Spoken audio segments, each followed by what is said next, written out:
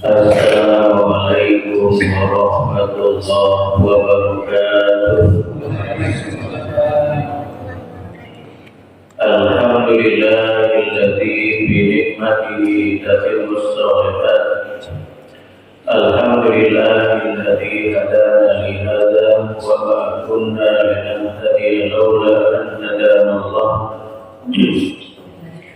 Asyhadu an la ilaha illallah wahdahu la syarika lah wa asyhadu anna Muhammadan abduhu wa rasuluhu amma ba'd. Yang sama-sama kita hormati dan muliakan imam dan pengurus Masjid At-Taqwa, hadirin wal hadirat jamaah kajian tafsir yang dimuliakan Allah Subhanahu wa taala. Kita memuji Allah Subhanahu wa taala atas segala karunia, nikmat, inayah, hidayah dan taufiknya, sehingga kita dimudahkan dan diringankan untuk melakukan kebaikan, memperbuat kebajikan, dan mengukir ketaatan kepada Allah Subhanahu wa taala. Salawat dan salam semoga senantiasa tercurah kepada Rasul junjungan kita Nabi Agung Muhammad sallallahu alaihi wasallam sebagai guru hasanah kita di dalam mimpi hidup dan kehidupan ini. Jamaah sekalian, kita lanjutkan tafsir kita dari ayat 34 sampai ayat 43. A'udzu billahi minasy syaithanir rajim. Bismillahirrahmanirrahim. Wa idh qulna lil malaikati isjudu li Adama fasajadu illa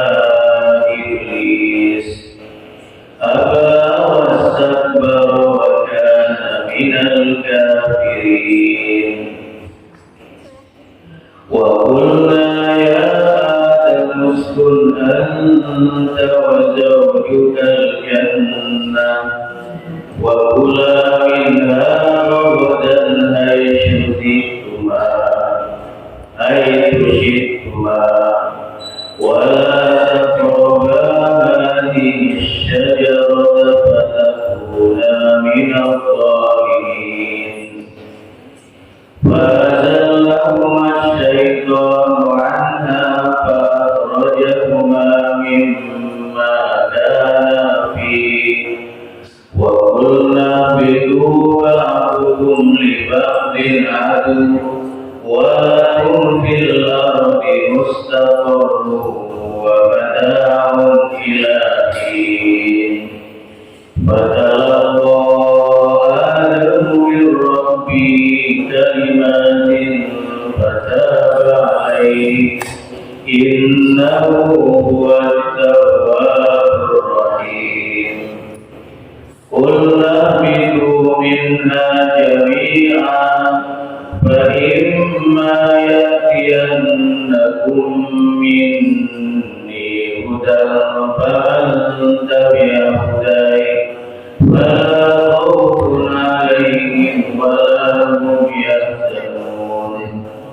والذين كفروا وكذبوا بآياتنا أولئك أصحاب النار هم فيها خالدون. يا بني إسرائيل اذكروا نعمتي التي أنعمت عليكم وأوفوا بعهدي أوف بعهدكم وإياي فارهبون. وآمنوا بما أنزلت مصدقا لما معكم ولا تكونوا أول كافر به ولا تشتروا بآياتي ثمنا قليلا وإياي فاتقون. ولا تلبسوا الحق بالباطل وتكتموا lakumul haqqa wa antum ta'lamun wa aqimus sholata wa atuz zakata warka'u ma'ar raki'in. Wa idh qulna lil malaikah, dan ingatlah ketika kami berfirman kepada malaikat, usjudu li Adam, sujudlah kalian semua kepada Adam. Dan sujud ini adalah perlambang dari ketundukan, perlambang dari ketundukan. Bahkan sujud itu merupakan satu keadaan seorang hamba yang paling dekat kepada Allah Subhanahu wa Ta'ala. Tetapi sujud yang dimaksud perintah Allah kepada malaikat kepada Adam itu bukan sujud seperti sholat. Maksudnya adalah untuk menguji ketundukan para malaikat kepada perintah Allah Subhanahu wa Ta'ala, bukan sujud ibadah. Wasajadu illa iblis, maka bersujudlah para malaikat kecuali iblis. Syekh Muhammad bin Sulaiman al-Ashqar dalam kitabnya Subdatul Tafsir Min Fathil Qadir menyebutkan, mengutip perkataan dari Abdullah bin Abbas radhiyallahu anhu, bahwa iblis sebelumnya itu merupakan bagian dari malaikat yang taat. Karena dengan perintah ini dia tidak menaati Allah Subhanahu wa Ta'ala, maka yang tadinya bernama Azazil sebagaimana disebutkan oleh Ibnu Abbas, maka berubah menjadi iblis. Apa pasalnya? Aba wastakbar, ia enggan dan sombong, takabur. Maka dari ayat ini menjadi dasar, salah satu akar dari kekufuran itu adalah kesombongan. Kesombongan. Karena dengan kesombongan itu akan menutup setiap celah untuk masuknya kebenaran di dalam hati. Wa kana minal kafirin, dan adalah iblis termasuk orang-orang yang kafir. Jadi seperti yang kita sebutkan sebelumnya, bahwa salah satu akar dari kekufuran itu adalah al-ibad, kesombongan dan keangkuhan. Maka apabila bibit-bibit kesombongan ini tidak segera dicabut sampai ke akar-akarnya, maka ketika tumbuh berkembang itu akan menjadi pohon kekufuran. Wa qulna ya Adam uskun anta wa zawjukal jannah, kami katakan kepada Adam, tinggal kamu di surga.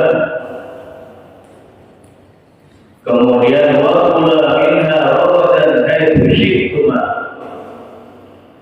dan makanlah kalian berdua dari surga apa yang membuat kalian nyaman. Artinya apa yang kalian berdua kehendaki. Pesan Allah Subhanahu wa Ta'ala agar keduanya kekal di surga. Wala taqrabu hadhihi syajarah. Pesan Allah, satu pesannya, jangan kalian berdua mendekati pohon itu. Fatakuna minadh-dhalimin, yang menyebabkan kalian berdua termasuk orang-orang yang menzalimi diri sendiri, orang-orang yang berlaku zalim. Sebagian mufassirin menyebutkan bahwa yang dimaksud dengan pohon itu yang pertama adalah pohon anggur. Kemudian yang kedua yang dimaksudkan dengan pohon yang tidak boleh didekati di situ adalah pohon tin. Kemudian sebagian pendapat menyebutkan bahwa yang dimaksud dengan pohon yang dimaksud dalam ayat itu adalah gandum, pohon gandum. Sehingga dengan makna ini, karena ketiga-tiganya itu bisa dimakan dengan mudah, dengan enak, dengan lezat, maka dari celah itu iblis menggoda Adam, dan Hawa. Kata iblis, tidaklah Allah melarang kalian mendekati pohon itu illa an takuna malakain atau takuna minal khalidin, karena Allah tidak menghendaki kalian hidup kekal di surga, atau Allah tidak menghendaki kalian menjadi seperti malaikat. Wa qasamahuma inni lakuma laminan nasihin, dan iblis bahkan bersumpah, demi Allah, aku adalah termasuk orang-orang yang memberikan nasihat kepada kalian berdua. Makan saja kalau ingin tetap. Maka karena Adam dan Hawa memiliki syahwat, keinginan yang kuat agar kekal di surga, maka terpengaruh. Kalau kita mengambil pendapat bahwa pohon itu adalah pohon enak, pohon anggur, ya berarti tinggal memetik anggurnya, kemudian dimakan.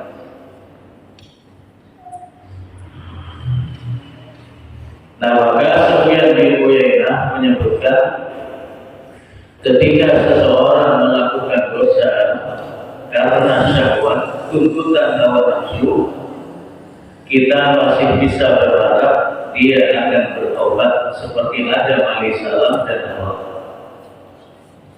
Tetapi kalau orang melakukan dosa dan maksiat karena kesombongan, karena takabur, kita khawatir dia tidak akan kembali sebagaimana iblis yang tidak bertobat kepada Allah Subhanahu wa taala. Nah, jadi Adam dan Hawa memakan pohon itu, buah pohon itu karena menginginkan abadi di surga, dan itu adalah tuntutan hawa nafsu. Jadi ingat, kalau orang melakukan dosa dan maksiat karena mengikuti hawa nafsu, ada kemungkinan berubah dan bertobat. Tetapi kalau melakukannya karena kesombongan, seperti iblis, tidak bertobat. Fatakuna minal zalimin, yang jadikan kalian berdua termasuk orang-orang yang berlaku zalim, menganiaya diri sendiri. Dan itulah yang terjadi. Allah murka, maka keduanya pun dikeluarkan dari surga bersama iblis.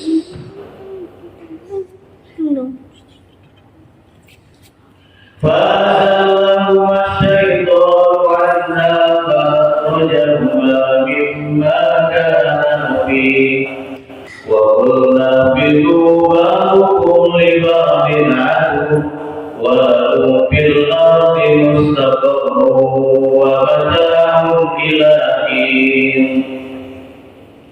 Maka iblis menggelincirkan keduanya dengan memakan buah larangan, dengan memakan buah pohon larangan, sehingga keduanya pun dikeluarkan dari surga. Dan Allah memerintahkan waqulna bitu ba'dukum li ba'din adu, menjadi ketetapan Allah setelah mengeluarkan Adam, Hawa dan iblis, di antara kalian kalian itu menjadi musuh yang abadi di dunia. Wa fil ardi mustaqarrun wa mata'un ilahin, dan bagi kalian tempat tinggal yang baik di dunia sampai waktu yang telah ditentukan. Dan pada zaman Nabi Adam alaihissalam dan keturunannya, mereka masih berumur panjang. Bahkan disebutkan oleh para mufassirin, jarak antara Nabi Adam kepada Nuh alaihissalam itu melewati 10 generasi. 10 generasi. Nuh dan pengikutnya, Nuh alaihissalam dan pengikutnya itu usianya cukup panjang. Dakwahnya saja al-fasanatin illa khamsin ahmad. Dakwah Nabi Nuh selama 950 tahun.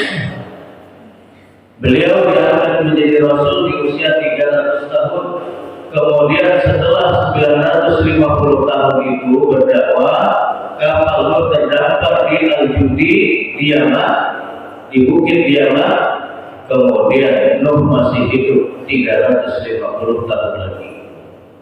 Maka sebagian pendapat mufassirin menyebutkan Nuh alaihissalam berusia 1500 tahun, ada yang menyebutkan 1650 tahun, dan ada yang mengatakan 1700 tahun. Apalagi Adam alaihissalam lebih lama. Nah, semakin kesini sampai umat akhir zaman itu usianya semakin pendek.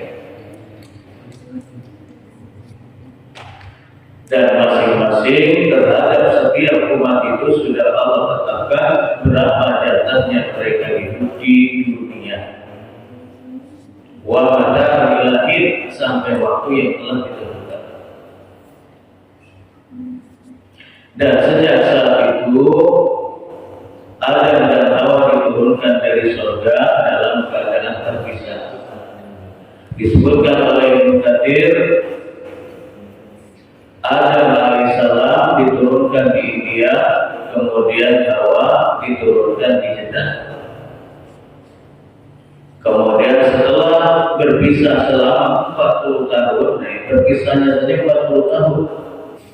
Seperti kita menunggu haji, daftar sampai berangkat 40 tahun. Waktunya sangat lama. Baru bertemu di Jabal Rahmah di Arafah. Itu setelah 40 tahun. Fatalaqa Adam bi rabbihi kalimatin fataba alaihi. Kemudian Allah Subhanahu wa taala memberikan pengajaran beberapa kalimat kepada Adam alaihissalam, fataba alaihi. Kemudian Adam bertobat kepada Allah Subhanahu wa taala. Seluruh mufassirin menyebutkan bahwa makna dari kalimat yang diajarkan Allah kepada Adam di situ adalah doa istighfar yang disebutkan di dalam surah Al-A'raf ayat 23. Qala rabbana zalamna anfusana wa illam taghfir lana wa tarhamna lanakunanna minal khasirin. Keduanya setelah diturunkan dari surga, diturunkan ke bumi, berdoa, Rabbana zalamna anfusana. Ya Allah, ya Tuhan kami adalah orang-orang yang menzalimi diri kami sendiri. Wa illam taghfir lana wa tarhamna, sekiranya Engkau ya Allah tidak mengampuni dosa-dosa kami dan tidak merahmati kami, lanakunanna minal khasirin, tentulah kami termasuk orang-orang yang merugi. Jadi kalimat yang diajarkan Allah kepada Nabi Adam itu adalah Rabbana zalamna anfusana wa illam taghfir lana wa tarhamna lanakunanna minal khasirin, dan dengan kalimat itu Allah mengampuni dosa keduanya.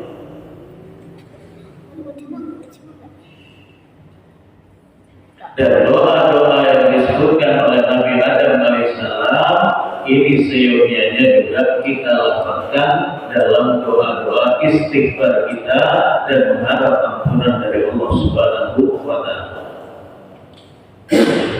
Qul nahbitu minha jami'an. Kami katakan, turunlah kalian seluruhnya ke bumi. Fa imma ya'tiyannakum minni hudan faman tabi'a hudaya fala khawfun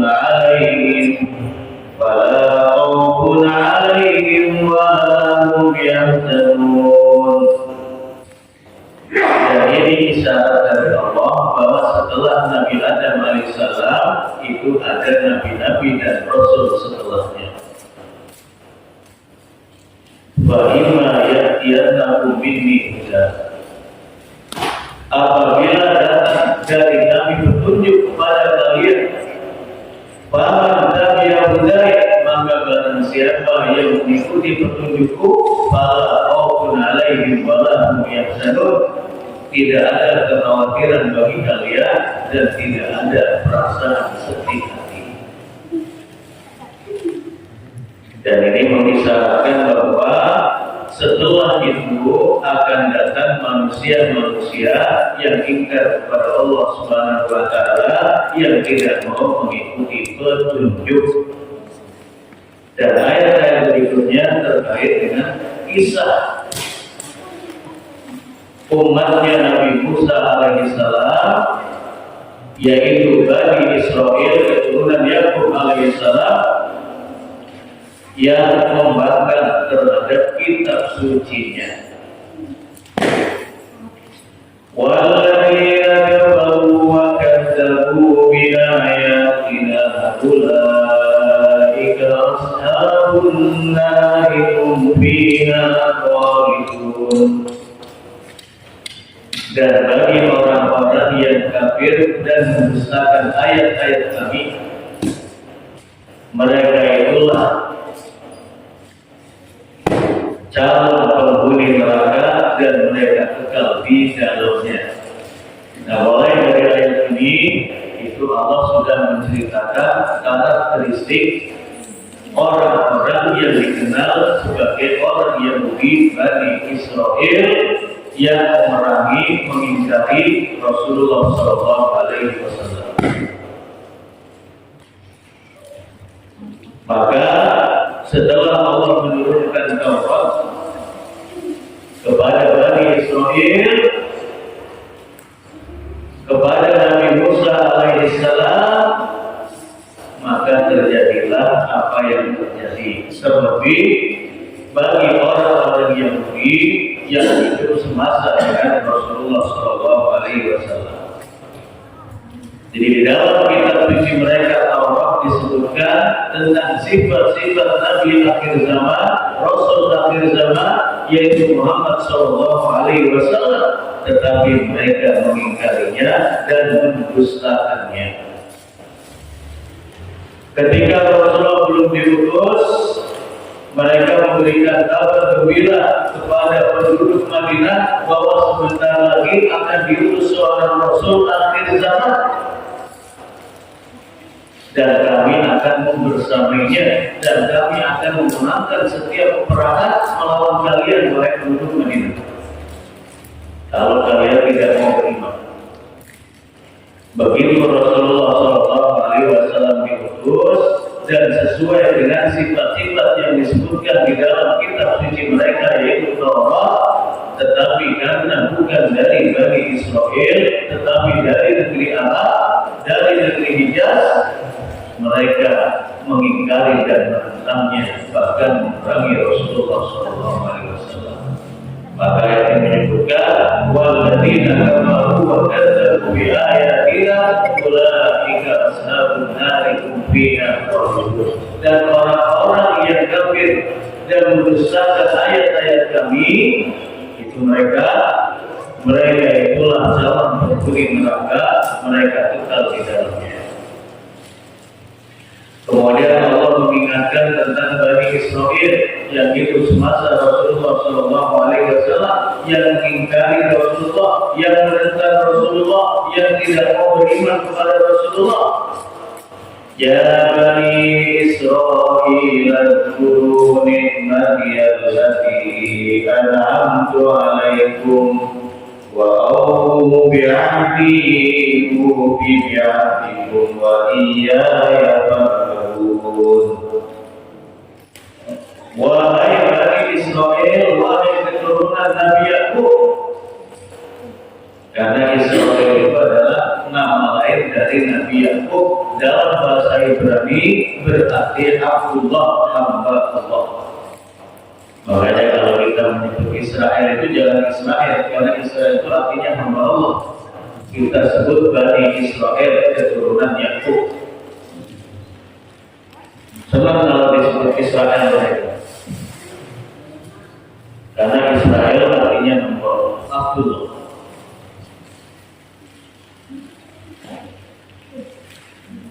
Ingatlah nikmatku yang aku berikan kepada kalian. Dan ini mengingatkan kepada Bani Israel, orang-orang Yahudi yang hidup semasa Rasulullah SAW, bagaimana kenikmatan yang sudah Allah berikan kepada mereka sejak nenek moyang mereka. Yakub dengan 7 keturunannya semuanya menjadi Rasul, menjadi Nabi dan Rasul. Kemudian di zaman Nabi Musa alaihissalam, apa yang kurang dari mereka? Bagaimana Allah memanjakan mereka? Mereka meminta makanan dari langit, Allah turunkan manna wa salwa, yaitu madu dan daging dari langit, dari surga. Kemudian mereka pun termasuk yang 70 orang yang menjadi pemimpin bagi Bani Israel ketika mengatakan kepada Nabi Musa,